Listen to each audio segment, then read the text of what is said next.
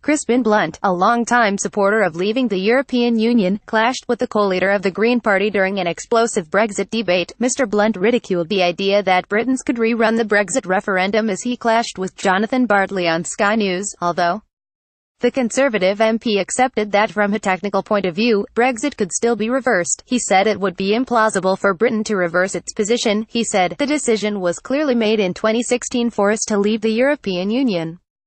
Sky News. Getty. Brexit News. Crispin Blunt ridiculed the idea of rerunning the EU referendum. "It was a close result, but the Remain campaign made clear what the consequences were going to be if we chose to leave, and one of those consequences was the kind of negotiation we are not in. What was said in Parliament was that it was decisive.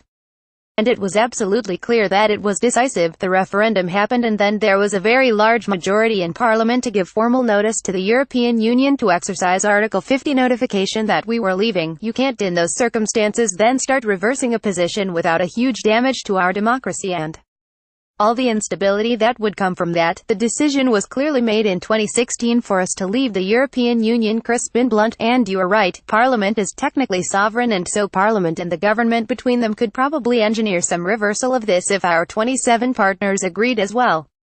It was established that Article 50 is irreversible. We would be in very dangerous territory if we start reversing on a clear decision of the British people when it was made absolutely clear in the setup of that referendum that it was going to be decisive." Mr. Blunt added that during the EU referendum he warned about the immediate impacts of voting to leave the bloc, but that there would be benefits in the decades to come.